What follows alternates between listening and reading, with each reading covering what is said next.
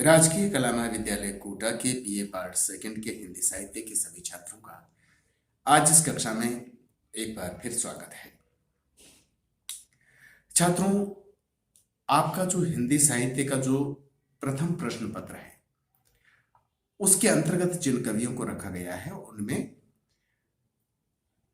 रीतिकालीन कवि आचार्य केशवदास की जो रचनाएं हैं उनकी हम आजकल व्याख्या कर रहे हैं। पिछली कक्षा में भी हमने आचार्य केशवदास की रामचंद्रिका से अवतरित रचना की व्याख्या की थी और उसमें हमने इस तथ्य को देखा, इस बात का वर्णन देखा, इस प्रसंग का वर्णन देखा कि जब हनुमान जी सीता जी की खोज करते हुए अशोक वाटिका पहुंचते हैं और वहां सीता जी से जब वो मिलते हैं तो उनके बीच में जब वार्तालाप होता है, वार्तालाप होने के बाद में जब हनुमान जी वापस श्री राम के पास लौटने लगते हैं तो वो सीता माता से कुछ निशानी मांगते हैं ताकि श्री राम को भरोसा दिलाने के लिए वो निशानी मांगते हैं। सीता माता जो अपना शीश फूल है, एक आभूषण होता है, वो हनुमान जी को देते हुए उन्हें आशीर्वाद देती है कि हे हनुमान जी, हे पुत्र हनुमान, तुम्हारी कीर्ति का यशगान संपूर्ण संसार करेगा। तुम्हारी जो कीर्ति है, तुम्हारा यश है, इसका गुणगान संपूर्ण संसार करेगा। तुम युद्ध में विजयी होंगे और तुम सभी युगों में अमर रहेंगे।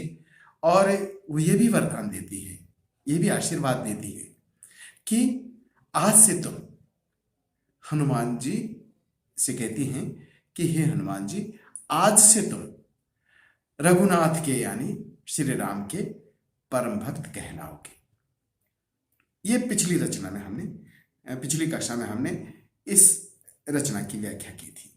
आज हम इस कक्षा में हनुमान रावण संवाद, जो कि आचार्य केशवदास की रामचंद्रिका में हनुमान रावण संवाद का जो वर्णन हुआ है उससे संबंधित जो रचना है उसकी आज हम व्याख्या करेंगे। पहले रचना देख लेते हैं। आचार्य केशवदास ने जो रचना की है वो इस प्रकार से है। रे कपि कौन तू अच्छ को घातक, रे कपि कौन तू अच्छ को घातक, दूत बलि रघुनंदन जू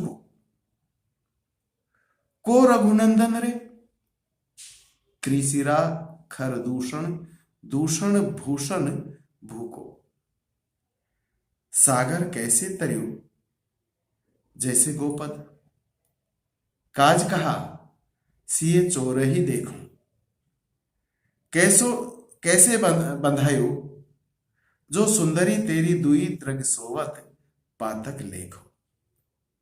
छात्रों, यहां पर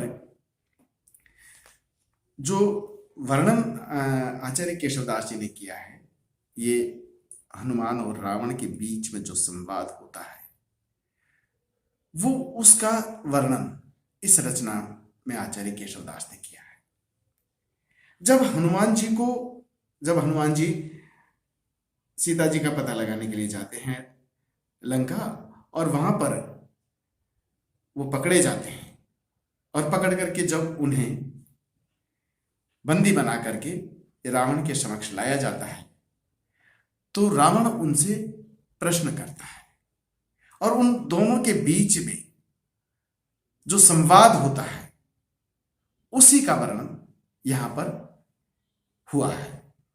तो सबसे पहले इस रचना की जब हम व्याख्या करेंगे तो सबसे पहले हमको संकेताक्षर लिखने होते हैं और संकेताक्षर में आप सबसे पहले लिखेंगे संकेताक्षर और उसमें लिखेंगे रे कपि कौन तू, फिर डॉट डॉट डॉट और उसके बाद पातक लेखो, यह आप लिख देंगे।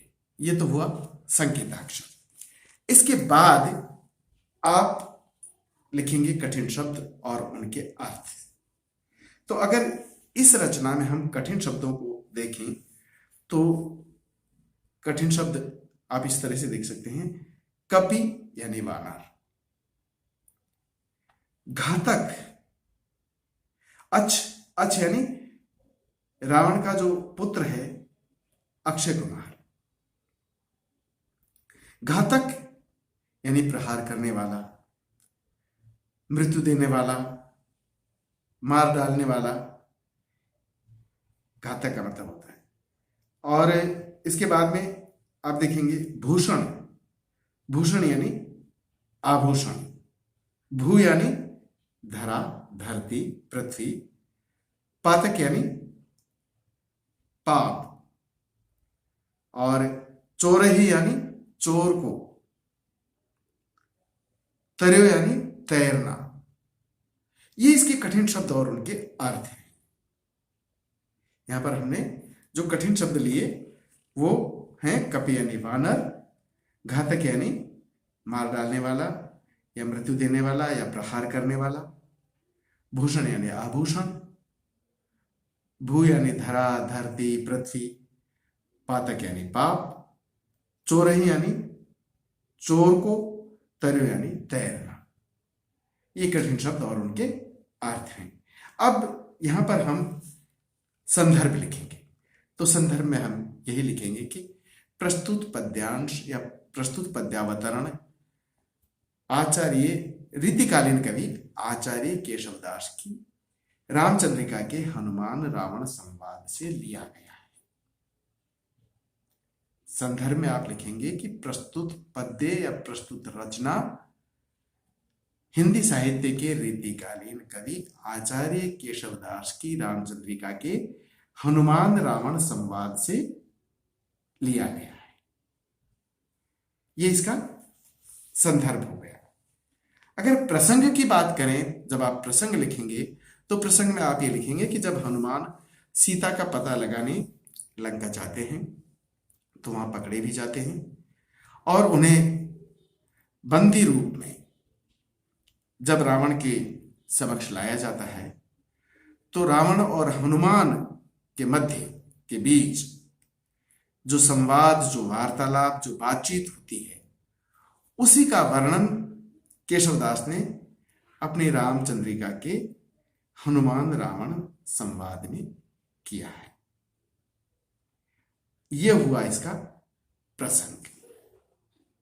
छात्रों, इसके बाद हम करेंगे इसकी व्याख्या। और व्याख्या करेंगे तो देखिए, हम व्याख्या इस तरह से कर सकते हैं। लिखा है कि रे कपि कौन तू, रावण हनुमान से पूछते हैं। रावण हनुमान से पूछते हैं। जब वो बंदी रूप में रावण के समक्ष लाए जाते हैं हनुमान जी, तो रावण हनुमान जी से पूछते हैं, रे कपि कौन तू, कपि यानी वानर, हे वानर तू कौन है। अक्ष को घातक। हनुमान जी जवाब देते हैं कि तुम्हारे पुत्र अक्षय कुमार को मारने वाला, मृत्यु देने वाला। दूत बलि रघुनंदन जू को, मैं श्री राम का दूत हूं, मैं श्री राम का दूत हूं। दूत बलि रघुनंदन जू को, मैं रघुनंदन यानी श्री राम का दूत हूं। इस पर रावण फिर प्रश्न करता है। फिर हनुमान जी से पूछता है कि कौ रघुनंदन रे, ये रघुनंदन कौन है। रावण हनुमान से पूछता है कि को रघुनंदन रे, ये रघुनंदन कौन है।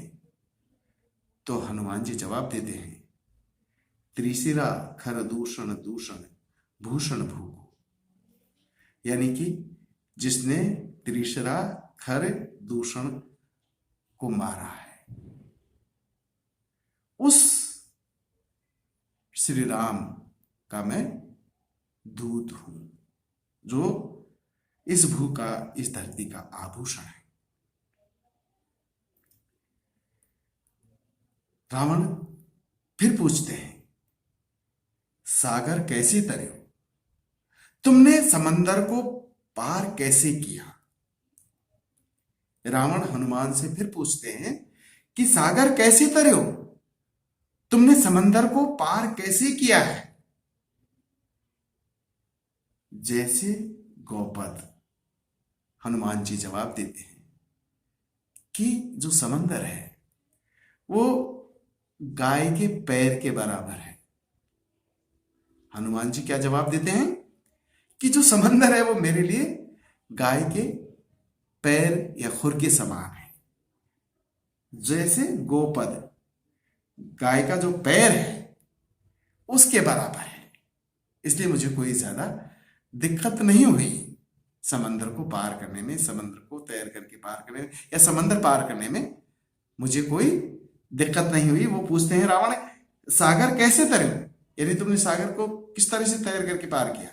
तो वो कहते हैं कि वो जैसे गोपद गाय के पैर के बराबर है समंदर मेरे लिए। काज कहा, रावण फिर पूछता है, रावण हनुमान से फिर पूछता है किस कारण से, किस कार्य से तुम समंदर पार करके यहां आए हो। तो हनुमान जी जवाब देते हैं, सिए चोरही देखो, सिए चोरही देखो, यानी कि सीता जी के चोर को देखने के लिए आया।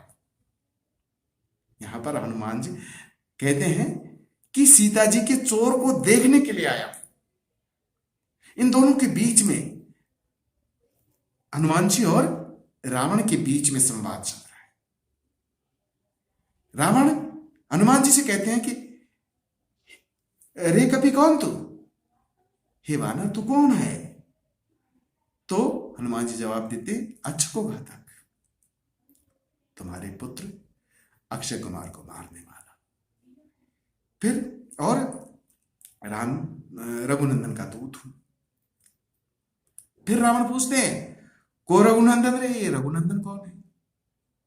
तो वो जवाब देते हैं कि त्रिशिरा, खर और दूषण को मारने वाला, धरती का आभूषण, इस धरा का आभूषण रघुनंदन है। फिर रावण पूछते हैं कि सागर कैसे तरे हो, सागर को तुमने पार कैसे कर लिया, समंदर को पार कैसे किया। तो हनुमान जी कहते हैं जैसे गोपद, यानी कि समंदर तो गाय के पैर के बराबर है। काज कहा, फिर रावण पूछते हैं किस कार्य से यहां आए हो। तो हनुमान जी जवाब देते हैं, सिए चोरही देखो, सीता जी के चोर को देखने के लिए ये समंदर पार करके मैं यहां आया हूं। ये हनुमान जी जवाब देते हैं। कैसे बंधाए हो। अब रावण फिर पूछता है, फिर तुम बंदी कैसे बन गए। तो वो कहते हैं कि जो सुंदरी तेरी दुई दृग सोबत, पातक लेखो। वो रावण से कहते हैं कि तुम्हारे महल में जो स्त्री को मैंने निर्वस्त्र अवस्था में सोते हुए देखा, उस पाप के कारण ही मुझे बंदी बनना पड़ा, मुझे बंदी बनना पड़ा। ये हनुमान जी और रावण के बीच में संवाद होता है।